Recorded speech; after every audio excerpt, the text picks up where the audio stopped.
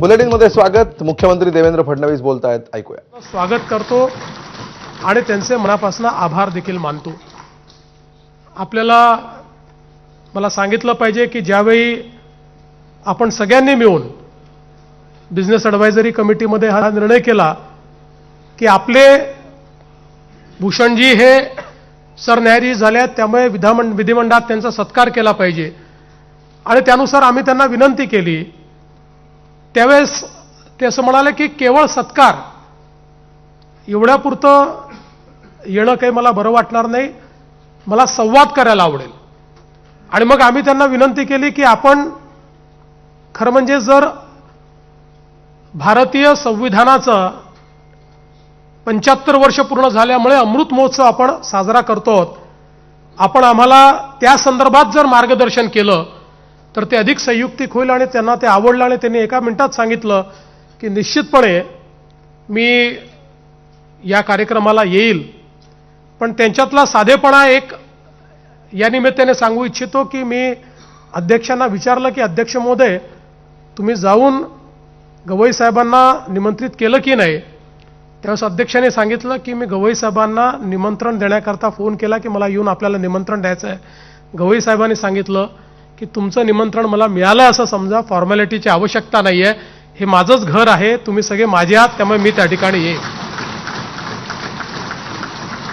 आणि मला असं वाटतं की त्यांच्यामध्ये हा जो काही साधेपणा आहे, खरं म्हणजे आपल्यापैकी अनेकांचा संबंध हा त्यांचे वडील दादासाहेब गवई यांच्याशी आला असेल.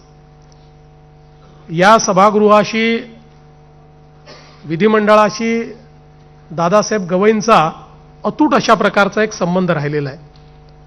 आणि दादासाहेब गवई हे प्रचंड बुद्धिमत्ता असलेले उत्तम वक्ता आणि त्याचसोबत अजातशत्रू, सर्व पक्षांशी मैत्री असलेले, सर्वांशी अतिशय घरोब्याचे संबंध असलेले, पारिवारिक संबंध असलेले अशा प्रकारचे दादासाहेब होते.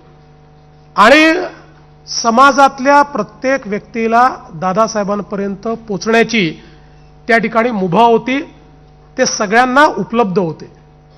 खरं म्हणजे तोच गुण हा माननीय गवई साहेबांनी या ठिकाणी घेतला आणि आज ते सरन्यायाधीश आहेत.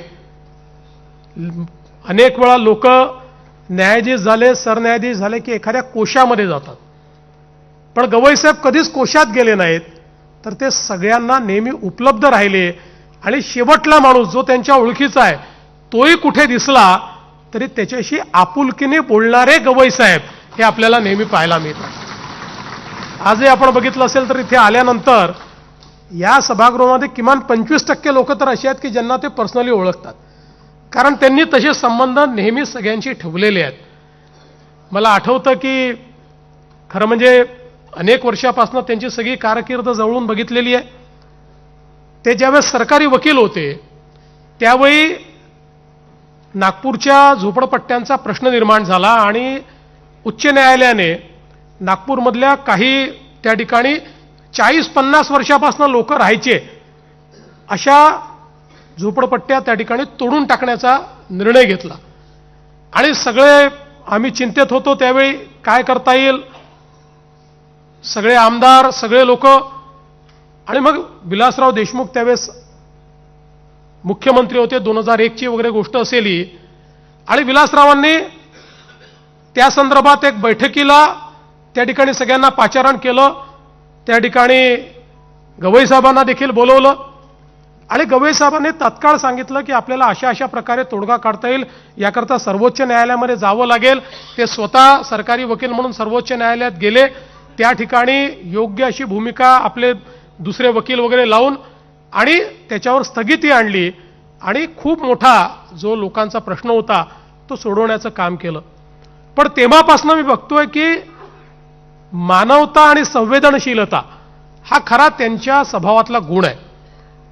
म्हणजे अनेक वेळा महाराष्ट्रामध्ये मुंबई उच्च न्यायालयामध्ये जज म्हणून काम करत असताना अडचणीच्या वेळा अशा आल्या की ज्याच्यामध्ये एकीकडे कायदा होता आणि दुसरीकडे व्यापक जनहित होतं. त्यावेळी त्या कायद्याचा अन्वयार्थ व्यापक जनिता कसा काढता येईल, जनिताकरता कसा काढता येईल यावर त्यांनी भर दिला. आणि प्रत्येक वेळी सगळ्या गोष्टी कायद्याने होतात असं नाही, तर व्यापक जनहित हे कायदे